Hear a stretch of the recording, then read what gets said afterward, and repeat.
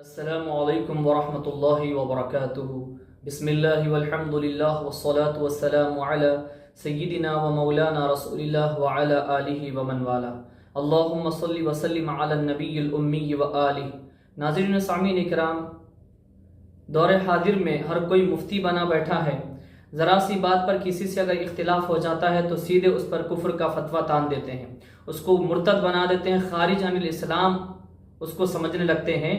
اور یہ دور میں کچھ اجہل اس قدر بھی ہیں، شیعہ کافر، شیعہ مرتد کے نعرے بھی لگاتے ہیں اور ان کو سر عام قتل بھی کرتے ہیں، ان کو قتل کرنے کی دھمکیاں دیتے ہیں اور ان کا جینا حرام کر دیا جاتا ہے، ان کو پریشان کیا جاتا ہے، ان کی کم میجورٹی کو دیکھ کر، ان کی کم تعداد کو دیکھ کر ان پر ظلم و زیادتی کیا جاتا ہے۔ یہ نعرے لگا کر ان کو مارا اور کاٹا جاتا ہے، شیعہ کافر، شیعہ کافر، شیعہ مرتد، صحابہ کے دشمن، صحابہ کے گستاخ، فلاں فلاں، نہ جانے کیا کیا ان کے نعرے ہیں۔ تو یہ ناہنجار لوگ، اجہل جاہل لوگ ہیں، لا علمی کی وجہ سے اس طرح سے لوگ کرتے ہیں۔ ہمارا اسلام پیارا مذہب ہے، خوبصورت مذہب ہے، اس میں امن و آشتی، سلامتی، پیار اور محبت کی باتیں کی جاتی ہیں، اور یہی ہمیں اسلام سکھاتا ہے۔ انسانی جان کا تحفظ کرنا اسلام ہم کو سکھاتا ہے، بلکہ ایک جانور جس کا کوئی مذہب نہیں ہے، جس کا کوئی دین نہیں ہے، جس کا کوئی مسلک نہیں، کوئی جماعت نہیں، کوئی گروپ نہیں ہے، کتا بھی ہے یا کوئی اور جانور بھی ہے، اس کے ساتھ بھی ظلم کرنے سے اسلام ہمیں منع کرتا ہے۔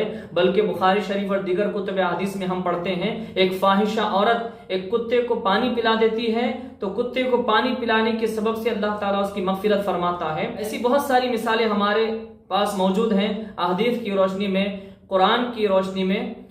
اس پر سارا وقت چلے جائے گا اگر میں آپ کو مثالیں پیش کرتا چلا جاؤں۔ تو ہمارا مذہب یہ پیسفل ہے، امن آشتی سلامتی والا مذہب ہے، تو اس میں کسی کو کافر کافر کے نعرے لگا کر قتل کرنا، مار دینا، یہ ہمارا اسلام ہمیں نہیں سکھاتا۔ تو میں اب اصل فتویٰ کیا ہے وہ میں آپ کو سنانا چاہتا ہوں۔ میرا مقصد ویڈیو بنانے کا یہ ہے کہ جو مسلک کے اعتبار سے حنفی ہیں اور عقائد و نظریات کے اعتبار سے دیوبندی ہیں، جن سے میری مراد مفتی تقی عثمانی صاحب جو ملک پاکستان کے رہنے والے ہیں، بیرون ملک پاکستان کے ایک مشہور عالم دین ہیں، جو محتاج تعارف نہیں ہے، ساری دنیا ان کو جانتی ہے۔ دیوبندی حضرات ان کو شیخ الاسلام کے لقب سے یاد کرتے ہیں، ان کو مانتے ہیں۔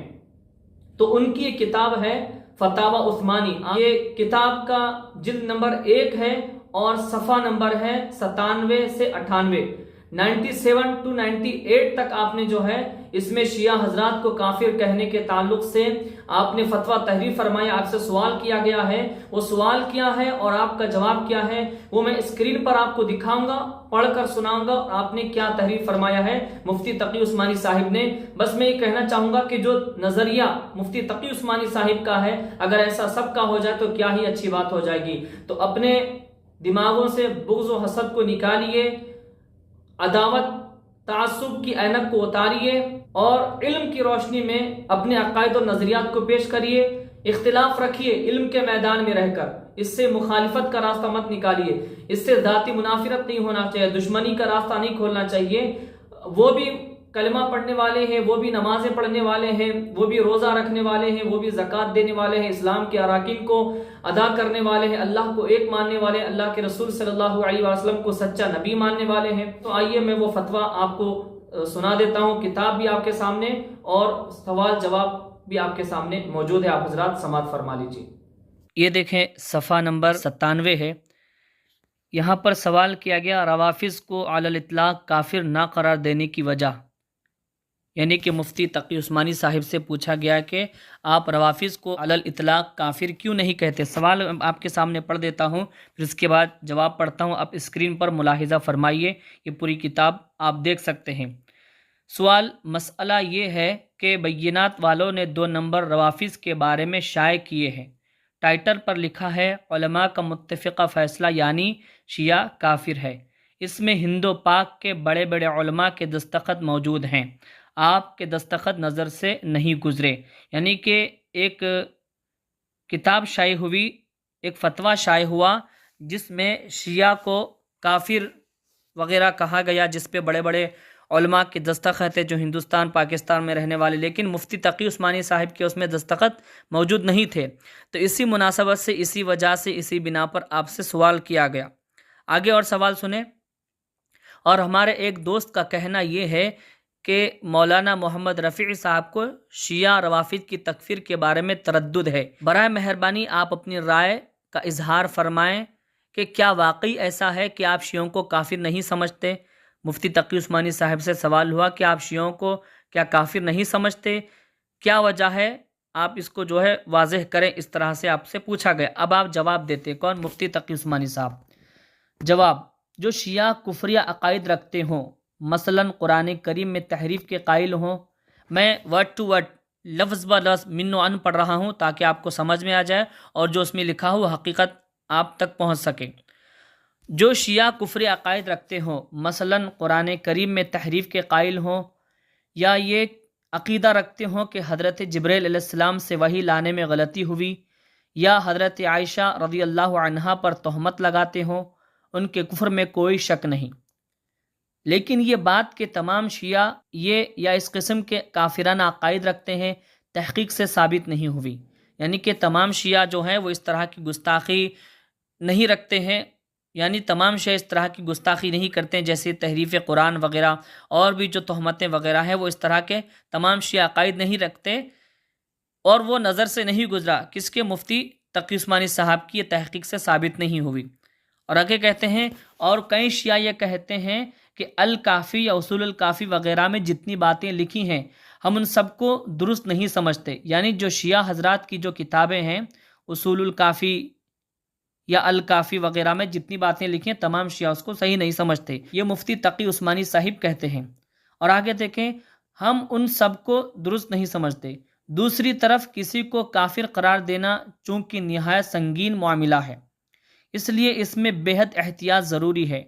اگر بالفرض کوئی تقیہ بھی کرے تو وہ اپنے باطنی عقائد کی وجہ سے عند اللہ کافر ہوگا، لیکن فتویٰ اس کے ظاہری اقوال پر ہی دیا جائے گا۔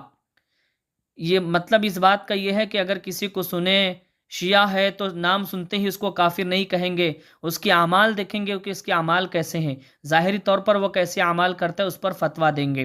آگے دیکھیے، اسی لیے 1400 سال میں علماء اہل سنت کی اکثریت شیعوں کو علی الاطلاق کافر کہنے کے بجائے یہ کہتی آئی ہے کہ جو شیعہ ایسے کافرانہ عقائد رکھے کافر ہے، یعنی کہ ہر کسی کو علی الاطلاق کافر نہیں کہا جا سکتا، بلکہ ان کے عقائد دیکھے جائیں گے، ان عقائد کی بنا پر ان کو کافر کہا جائے گا۔ اور ہر شیعہ کے عقیدے غلط نہیں ہوتے، قرآن و حدیث کے خلاف نہیں ہوتے۔ ویسے تو بہت لوگوں کے عقائد غلط ہیں، گندے ہیں، قرآن و حدیث کے خلاف ہیں، جو دوسروں پر کفر کا فتویٰ دیتے ہیں۔ پہلے ان کو اپنے آپ میں بھی جھانک کر دیکھنا چاہیے کہ ان کے عقائد کیسے ہیں۔ اور آگے دیکھیں، اور یہی طریقہ بیشتر اکابر علماء دیوبند کا رہا ہے، اور چونکہ جمہور علماء کے اس طریقے میں کوئی تبدیلی لانے کے لیے کافی دلائل محقق نہیں ہوئے، اس لیے دارالعلوم کراچی حضرت مفتی اعظم مولانا مفتی محمد شفیع صاحب قدس سرہ کے وقت سے اکابر کے اسی طریقے کے مطابق فتویٰ دیتا آیا ہے کہ جو شیعہ ان کافرانہ عقائد کا قائل ہو وہ کافر ہے، مگر علی الاطلاق ہر شیعہ کو خواہ اس کے عقائد کیسے بھی ہوں کافر قرار دینے سے جمہور علماء امت کے مسلک کے مطابق احتیاط کی ہے۔ یعنی کہ علی الاطلاق کسی کو بھی کافر نہیں کہا جا سکتا، شیعہ حضرات کو بھی کافر نہیں کیا جا سکتا، اس میں احتیاط برتی گئی ہے، اور جمہور علماء امت کے مسلک کے مطابق احتیاط کی ہے۔ لیکن اس کا یہ مطلب نہیں ہے کہ شیعوں کی گمراہی میں کوئی شبہ ہے۔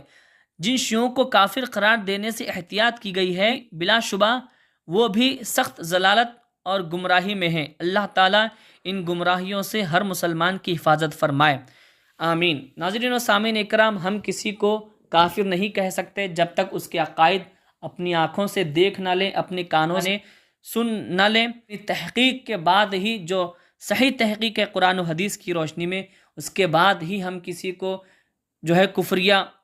کفر کا فتویٰ لگا سکتے ہیں، جب اس کے کفری عقائد ظاہر ہو جائیں، اور اس پر گمراہی کا فتویٰ لگا سکتے ہیں جب اس کی گمراہیاں ظاہر ہو جائیں۔ اس پر ہم فاسق و فاجر کا فتویٰ لگا سکتے ہیں جب اس سے فسق و فجور ظاہر ہو، اس کو منافق کہہ سکتے ہیں جس سے منافقت ظاہر ہو۔ تو یہ فتویٰ آپ دیکھیں صفحہ نمبر 97 سے 98 تک مفتی تقی عثمانی صاحب کا یہ فتویٰ موجود ہے، آپ فتاوی عثمانی جلد اول میں ملاحظہ کر سکتے ہیں، اللہ تعالیٰ کی بارگاہ میں دعا کرتے ہیں کہ مولا کریم ہم سب کو اہل البیت علیہم السلام سے سچی عقیدت اور محبت کی توفیق عطا فرما۔ مولا کریم ہم سب کو قرآن کریم اور اہل بیت علیہم السلام کا دامن پکڑ کر رہنے اور دونوں سے سچی عقیدت و محبت کی توفیق عطا فرما، آمین ثم آمین بجاہ النبی سید المرسلین طہ و یاسین۔